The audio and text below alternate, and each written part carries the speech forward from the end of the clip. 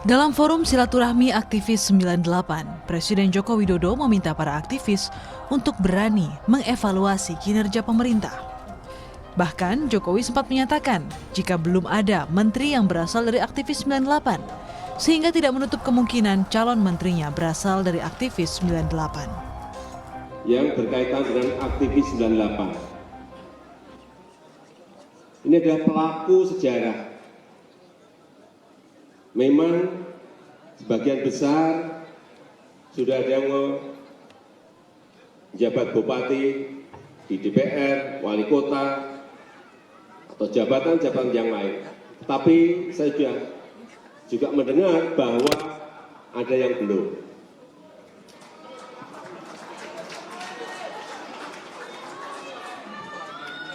Saya lihat di menteri belum. Dalam kesempatan yang berbeda, Presiden Jokowi juga sempat menyinggung soal sosok menteri dari kalangan milenial. Salah satunya sosok Ketua Himpunan Pengusaha Muda Indonesia, Bahlil Lahadalia. Ya nanti dilihat. Pak Jokowi mengenai namanya Pak Bahlil tadi. Apanya? Mengenai Bang Bahlil disebut jadi potensi jadi menteri. Berpotensi. Sangat berpotensi. Sangat. Pertimbangannya Pak? Apanya? Ya tadi salah dua tadi sudah masuk kemampuan manajerial, ya kan, kemampuan mengeksekusi. Saya lihat memiliki. Dalam sejarah kementerian dan lembaga di Indonesia, sosok muda memang belum pernah menduduki kursi menteri. Mereka yang dipilih untuk menjabat sebagai menteri rata-rata individu dengan usia di atas 40 tahun. Usia yang dianggap lebih matang.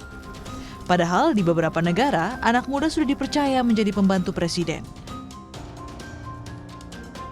Di Malaysia tercatat ada 2 menteri yang berusia di bawah 40 tahun.